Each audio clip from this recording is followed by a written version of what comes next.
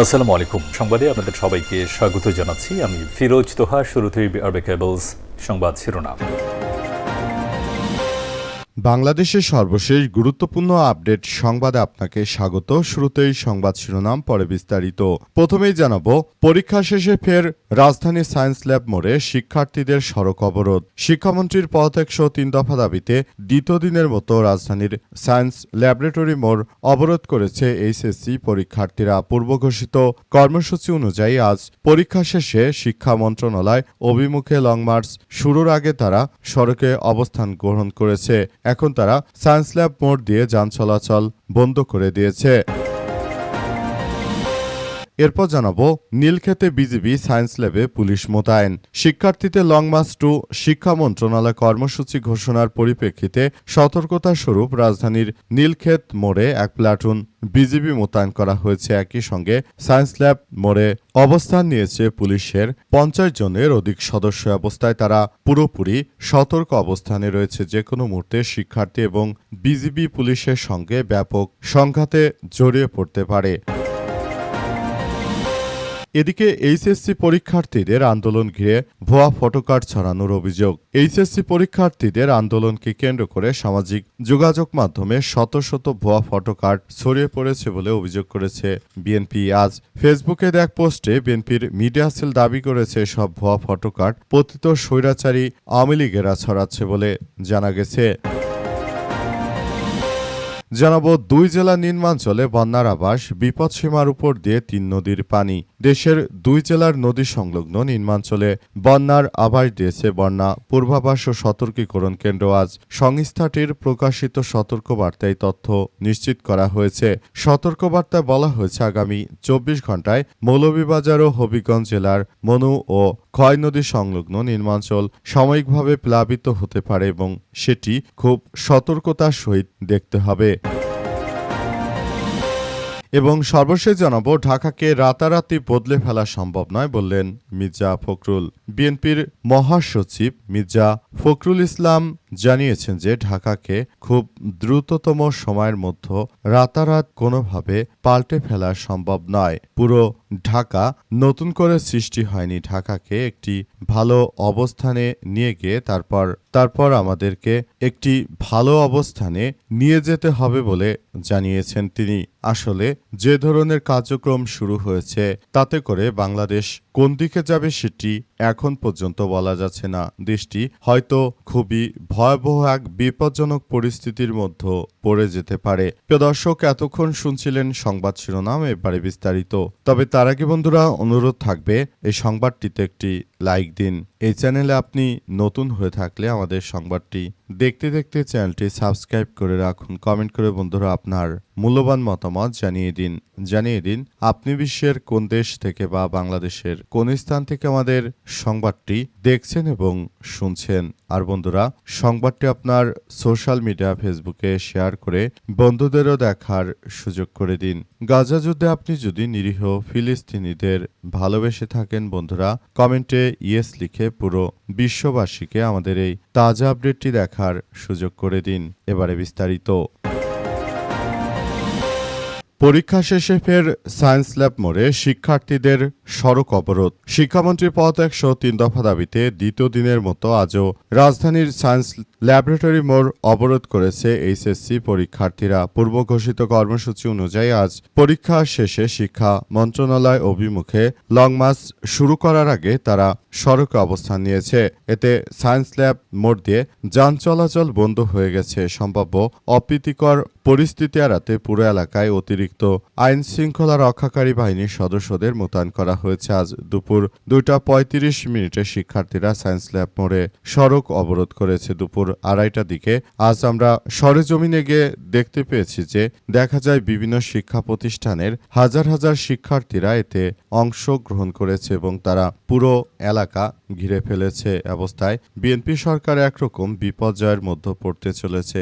BNP তারা মনে করেছিল সবকিছু খুব সহজ, শিক্ষার্থীদের নিয়ে তারা যে কোনো মন্তব্য করলে হয়তো সেটি আর কিছুই হবে না। কিন্তু পরিস্থিতি এখন আগের মতো নেই। পরিস্থিতি পুরোপুরি বদলে গেছে। এখন আর আগের মতো শিক্ষার্থীরা নেই। তাদেরকে কোনো কিছু বলার আগে অন্তত 10 বার এখন সরকার কিংবা তাদের ঊর্ধ্বতন কর্মকর্তাদেরকে ভাবতে হবে। যদি তারা সেটি করতে না পারে তাহলে তাদের বর্তমান পরিস্থিতিও আওয়ামী ফ্যাসিস্টদের মতোই হবে বলে এমন কথা অনেকেই বলাবলি করছে। সেটা ইতিমধ্যেই আমরা দেখতে পাচ্ছি যে তুচ্ছ ঘটনাকে কেন্দ্র করে শিক্ষার্থীরা যেভাবে রাস্তায় নেমেছে তাদের একটাই কথা এই মুহূর্তে শিক্ষামন্ত্রী এহসানুল হক মিলনের পদত্যাগ গুরুত্বপূর্ণ।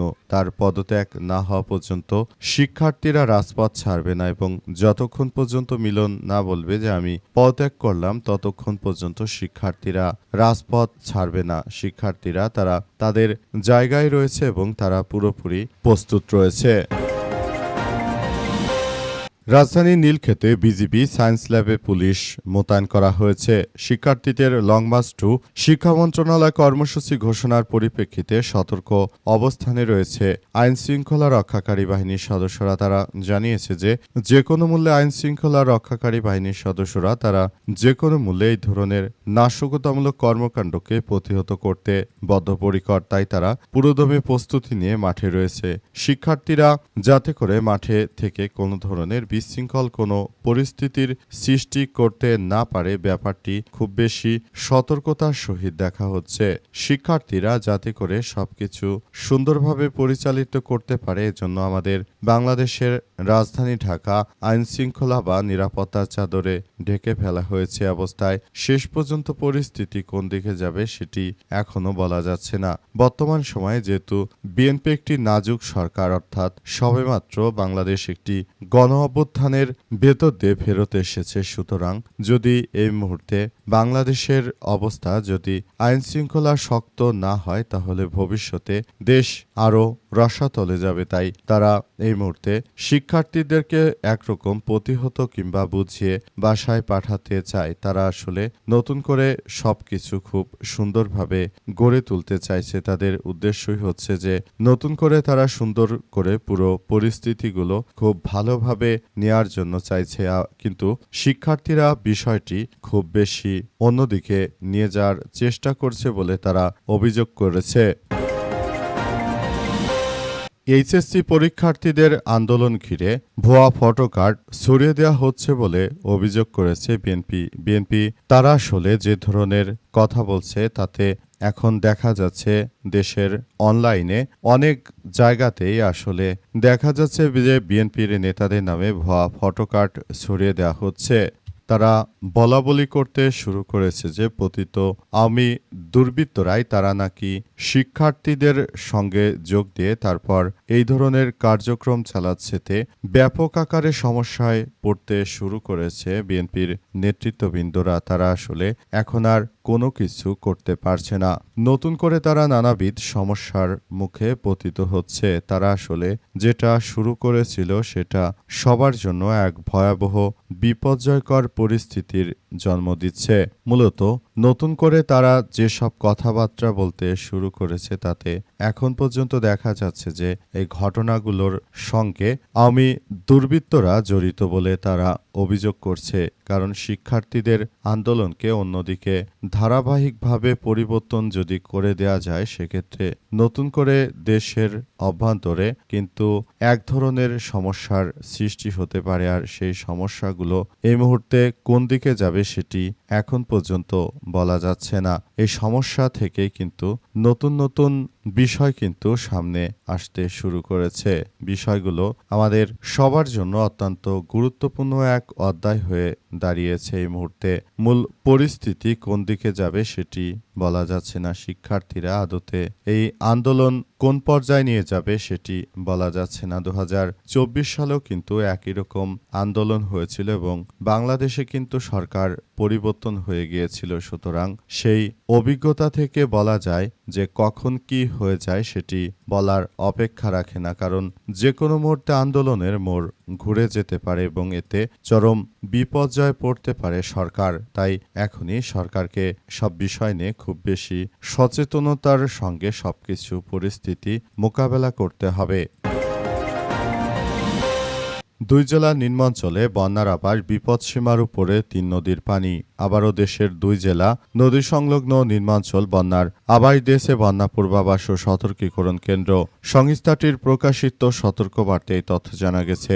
এ ঘটনায় মৌলভীবাজার ও হবিগঞ্জ জেলার মনু ও খোয়াই নদী সংলগ্ন নিম্নাঞ্চল প্লাবিত হচ্ছে বলে জানা গেছে।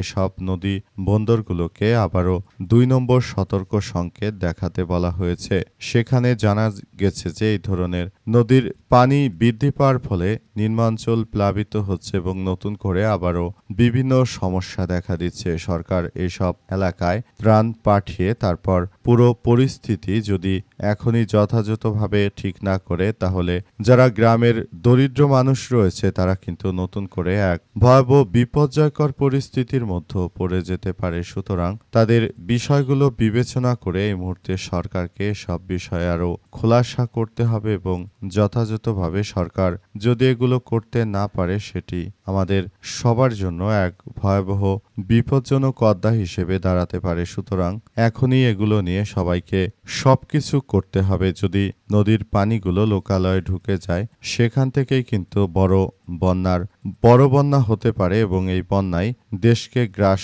করতে পারে।